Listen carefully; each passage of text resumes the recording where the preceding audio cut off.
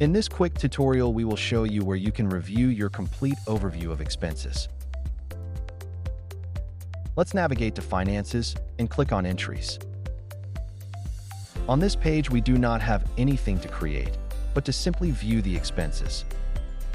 At the top, we can filter the entries by workers and projects for certain dates. Underneath, we have all different types of expenses that our system tracks. I will quickly show you a few important ones that our customers use.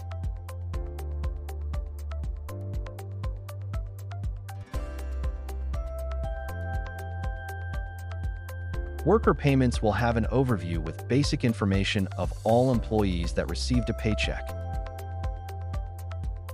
On the right-hand side, you will always have the ability to click on a name of an item or employee for more details.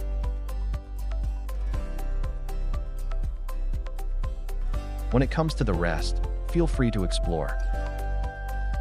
Thank you for watching this tutorial. Feel free to reach out if you have any questions or suggestions.